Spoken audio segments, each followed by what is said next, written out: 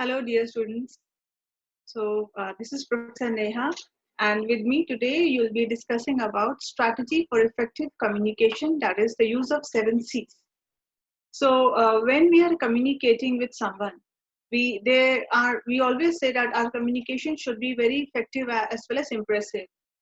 There are certain attributes which make the conversation very interesting and impressive.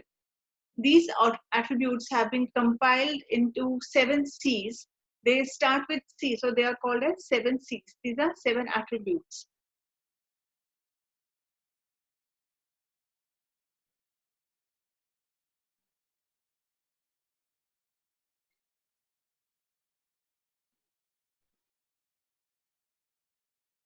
The message is said to be effective when the receiver understands the same meaning that the sender was intended to convey. As we know that when we always say that the communication has been effective when the message intended by by the sender is received in the same form by the receiver.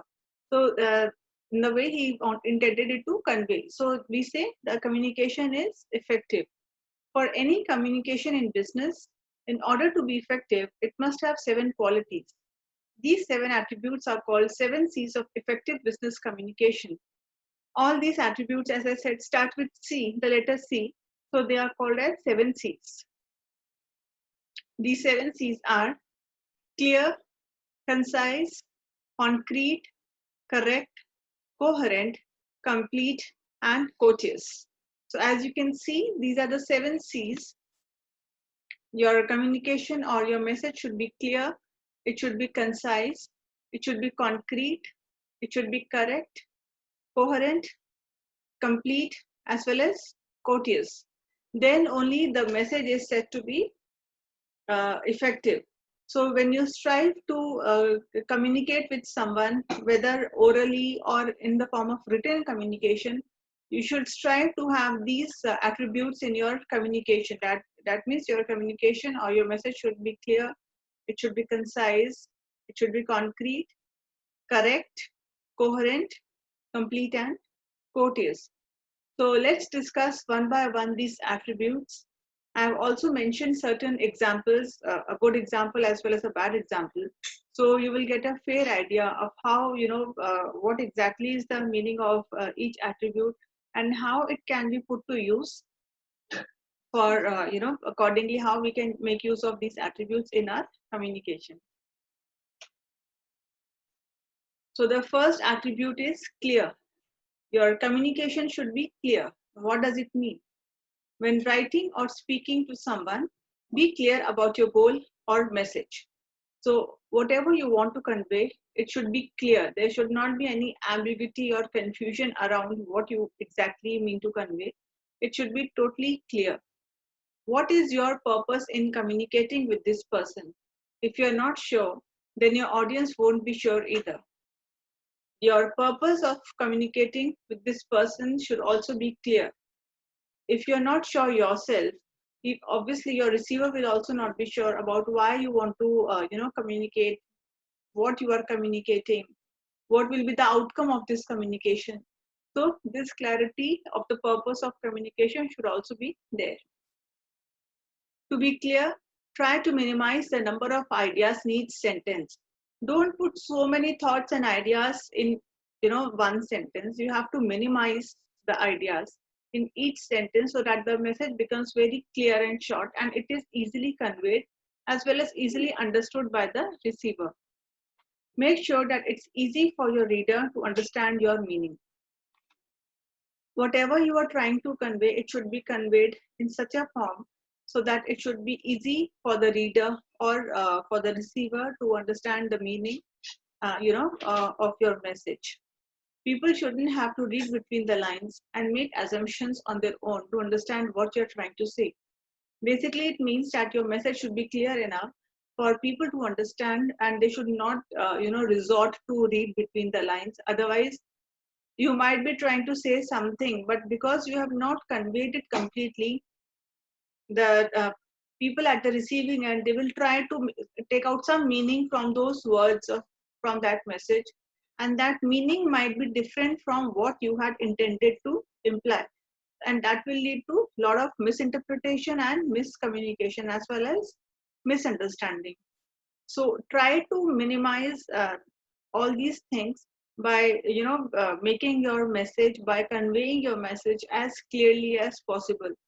As you can see, if we summarize this clear aspect, clear attribute of communication, when writing or speaking to someone, you should be clear about your goal or message. The purpose of communication should be clear, and there should be minimum ideas in one sentence. And you have to make sure that the reader or the receiver understands easily what you're trying to say.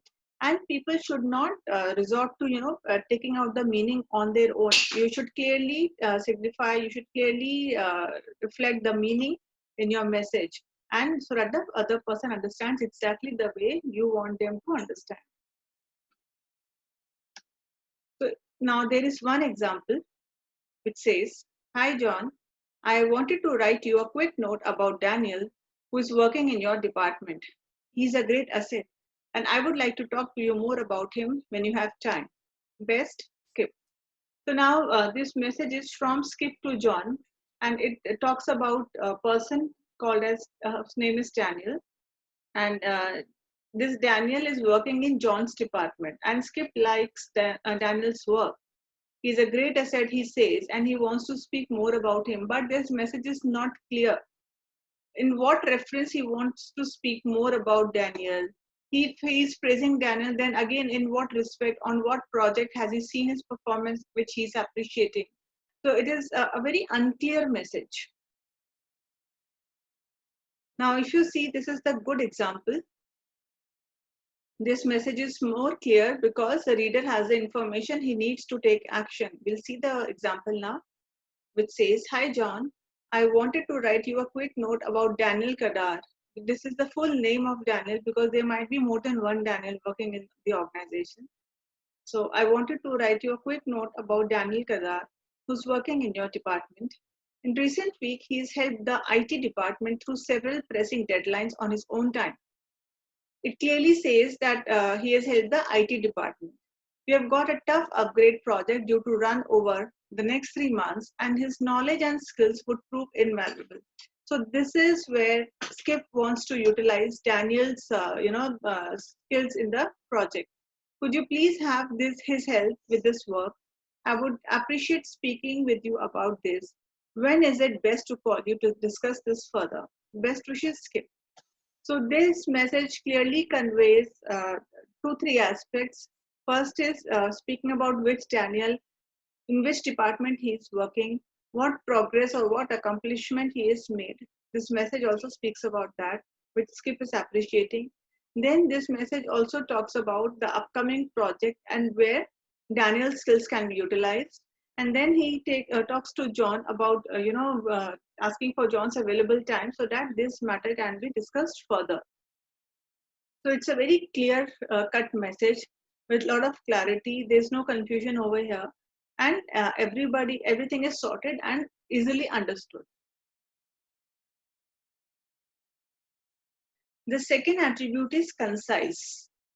Now, if you see from this circle, when we talk, we seem to talk a lot, going round and round and round, and we try to add so many words in our communication, in our message, and because of this, the main message is lost. The main essence of the message is lost somewhere. So our message should be concise. That means it should be limited it should have limited words. If you can see in this circle, there are so many circles over here, but the green part, only this much is the concise part, is the correct part, which is required. So this is required. When you are concise in your communication, you stick to the point and keep it brief. Your audience doesn't want to read 6 sentences when you could communicate your message in 3. So if you can communicate what you want to say in limited use of words and sentences, don't unnecessarily elongate or add so many words in your message. You should keep it concise. You should stick to the point and keep it brief. As we can see in this circle over here, this part. So if we can convey the message through this much only words, then there is no use, there is no need of using so many words or sentences. Now, talking about concise, as you can see, if you can glimpse, it's this is such a big message over here, which is again a bad example. They say, let's go through it. It's a long email. Hi, Matt. I wanted to touch base with you about the email marketing campaign we kind of sketched out last Thursday. I really think that our target market is definitely going to want to see the company's philanthropic efforts. I think that could make a big impact and it would stay in their minds together longer than a sales pitch. For instance, if we talk about the company's efforts to become sustainable, as well as the charity work we are doing in local schools, then the people that we want to attract are going to remember our message longer. The impact will just be greater. What do you think, Jessica? So here Jessica has written a mail to Matt where they're talking about some email marketing campaign they want to start and everything. But there's a lot of reputation and there's plenty of filler taking up space. Now, what are fillers? Fillers are words, which are used to pick up, to fill up gaps or spaces between sentences. So there's unnecessary repetition is involved in that. And according to the 7 C's, the concise part says that you should not make use of unnecessary words and sentences. If you can convey your message in 3 sentences, don't make use of 6 sentences.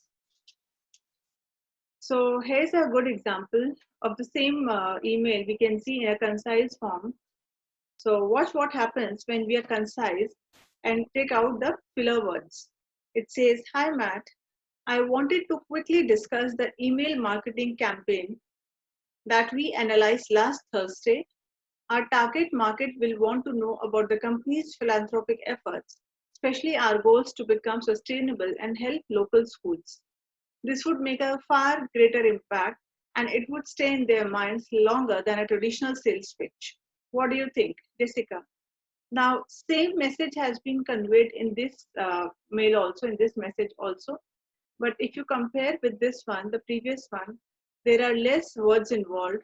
It is more spacious, less use of words and sentences, simple language, which clearly, portrays what is there in the mind of Jessica and what she wants to convey to Matt about the email marketing campaign. So if you compare these 2 emails, this looks like a lot of junk, fillers are there which are not required. Whereas this looks very simple and sorted, very pleasing to the eyes, very easy to read and relate to. And accordingly, Matt, to whom the email is addressed, he can go through it and he can, take the discussion ahead with Jessica from here. So we have discussed clear, we have discussed concise. So you can keep, you can keep on writing these words clear, concise in your notebook while you are going through this presentation. So it will help you to remember what all aspects of 7 C's we have covered, and also how we can, make use of these aspects, these attributes in our even day-to-day conversations also. The next one is concrete. When your message is concrete, then your audience has clear picture of what you are telling them. There are details, but not too many, and vivid facts, and there's laser-like focus. Your message is solid. So when your message is concrete, it is very focused, it is very direct and a clear message. There is no confusion over there, there's no ambiguity. And the audience has clear picture of what you are trying to tell them. And that kind of message also has details, but then there are not too many details over there. And there are vivid facts and there's laser-like focus. And your message is totally solid over there. So again, we will discuss examples of this one, concrete attribute, how it can help in communication. So if you see, this is an example. Consider this advertising copy, this one line, the lunchbox wizard will save you time every day. Now, a statement like this probably won't sell many of the product. It's a very one line, which it doesn't signify what exactly it wants to say, exactly it wants to convey. There is no passion, No details, nothing that creates emotion, and nothing that tells people in the audience why they should care. This message isn't concrete enough to make a difference. So, in this message, as you can see, there's a lot of confusion, there's no passion, these are just words. It doesn't create any emotion in the mind of the buyer. It doesn't clearly give any details also, not much details are given. So, it leaves a lot of room for confusion as well as ambiguity, and it is not impressive. It will not leave any impression on the mind of the buyer. The lunchbox wizard will save you time every day. This advertisement is not going to put any impression on the mind of the buyer. So ultimately, what is the use of advertisement? To improve and increase sales. But this is not going to help much because it is not creating any passion. It is not offering any details. It is not creating any emotions. It is not telling the audience why they should go for it. So why would they care? It will not make any difference in the mind of the consumer. Now, this is a good example. Same lunchbox wizard, but a good example how you can make your message more concrete. How much time do you spend every day packing your kids' lunches? No more. Just take a complete lunchbox wizard from your refrigerator each day to give your kids a healthy lunch and have more time to play or read with them. So now, as you can see, so clearly, so concretely, and so concisely, also, the message is conveyed to the buyer that what is the use of this lunchbox wizard? What difference it is going to make in the life of the consumer? You know, what will be the overall impact? This copy is better because there are vivid images.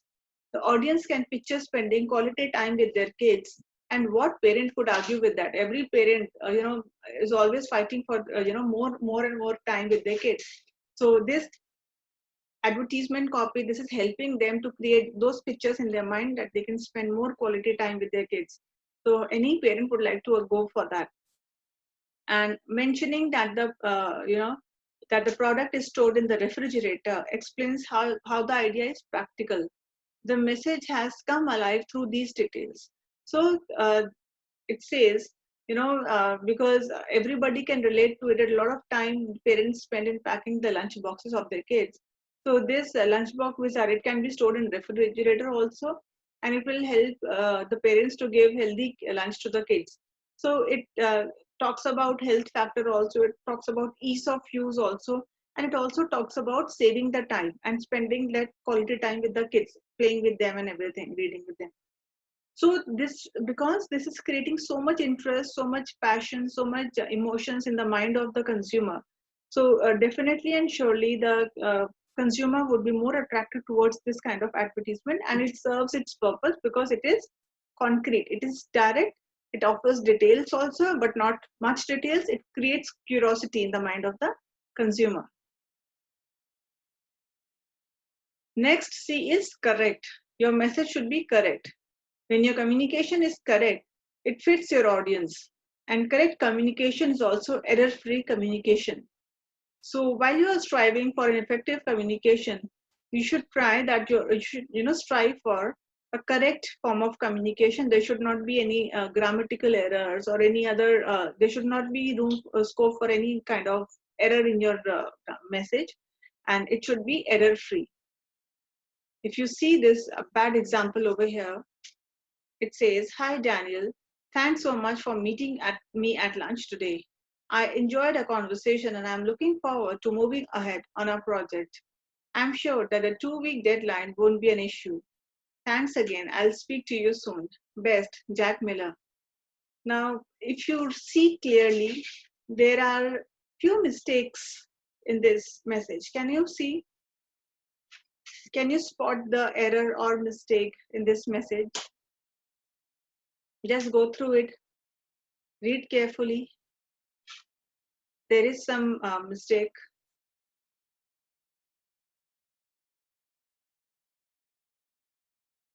All right. If you read that example fast, then you might not have caught any errors. But on closer inspection, you'll find 2 mistakes in this message. The first error is that the writer accidentally typed conservation instead of conversation. This common error can happen when you are typing too fast. See, this one. Instead of conversation, the writer has typed very fast, he has written conservation. The other error is using week instead of week. 2-week deadline. It would be W-E-E-K, not W-E-A-K. W-E-A-K is the opposite of strong, strong and weak. Here we needed a timeline. So it would be W-E-E-K. Again, spell checkers won't catch word errors like this, which is why it's so important to proofread everything. So before you send across any message, in written form, you should proofread. You should read it again to see if there are any mistakes, any errors in your message, and try to rectify those mistakes. Because if you're writing conservation and weak, even your autocorrect will not be, spell checker won't be able to spot the difference, because conservation in itself is a word, W-E-A-K in itself is a word. So your autocorrect doesn't know what you want to, what exactly you mean in this message. So you will have to proofread your message so that it becomes, it becomes error free, and you're also saved from a lot of embarrassment. If you send across a message which has some silly mistakes or some grammatical mistakes, or maybe some basic spelling mistakes, it will not leave a good impression. So try to avoid that by doing proofreading. So your next C is coherent. When your communication is coherent, it is logical. All the points are connected and relevant to the main topic, and the tone and flow of the text is consistent. So in a coherent message, when there are different points, all the points come in a logical order, step by step, and all the points are also connected to the main point. That means whatever you are talking, whatever you are implying, whatever you want to say or convey, all your message, all your thoughts are, they fall in a logical manner, and they are connected to the main purpose of communication. And the tone and flow of the text is consistent also. It cannot be like in one sentence you are trying to say something, in the other sentence you're trying to say something else. It will not work this way. If you do like this, it will again create a lot of confusion in the mind of the reader or receiver. So a coherent message, it is logical, and all the points are connected to each other. They are relevant to the main topic, and the tone and flow is of the message is consistent. So let's discuss this with the help of example. So this is a bad example which says, Tracy, I wanted to write you a quick note about the report you finished last week. I gave it to Michelle to prove, and she wanted to make sure you knew about the department meeting we are having this Friday. We will be creating an outline for the new employee handbook. Thanks, Michelle. Now, as you can see, this email doesn't communicate its points very well. Where is Michelle's feedback on Tracy's report? She started to mention it, but then she changed the topic to Friday's meeting. So just go through this message, this email once again. Tracy, I wanted to write you a quick note about the report you finished last week. I gave it to Michelle to prove, and she wanted to make sure you knew about the department meeting we are having this Friday. We will be creating an outline for the new employee handbook. So this confusion in this message, the meaning is not clear. There is no logical sequence of events. It is not exactly clear what the writer is, wants to convey, wants to ask. So there's a lot of confusion over here. So let's see the good example. It says, hi Tracy, I wanted to write you a quick note about the report you finished last week. I gave it to Michelle to prove, and she let me know that there are a few changes that you will need to make. She will email you her detailed comments later this afternoon. Thanks, Michelle. So this is a very simple, a very coherent, a very clear message, which says that, notice that in the good example, Michelle does not mention Friday's meeting. This is because the meeting reminder should be an entirely separate email. It is not related to this mail. This way, Tracy can delete the report feedback email after she makes her changes. but save the email about the meeting as a reminder to attend. Each email has only one main topic. So if you have a separate topic of discussion, keep it in a separate message. Keep one message clearly related to one topic of discussion. Give the details in that. Ask for details in that. Clearly communicate it. Keep it concise and coherent. So that way only you will be able to communicate exactly what you want to say, and then only you will get a proper response or feedback from the receiver or the reader. So this will really help you to form good communication. So this was example of coherent. Now complete. Of course, your message should be complete. In a complete message, the audience has everything they need to be informed and, if applicable, take action. So when your message is complete, the audience have all the data, all the information they need to to process it and to take some action to come up with some solution on it. So it is very important that your message should be complete. In a complete message, the audience has everything they need to be informed and, if applicable, take action. Let's see this with the help of an example. See this bad example. Hi everyone. I just wanted to send you all a reminder about the meeting we are having tomorrow. See you then. Chris. Now, this is not a complete message. Why? Because it doesn't state about what meeting, when is it, where is it, what time, what is the agenda of the meeting. Chris has left his team without the necessary information. So if you're planning to go for a meeting and organize a meeting, but the agenda or purpose of the meeting is not clear, so it won't be possible for all the team members to be prepared accordingly for that meeting.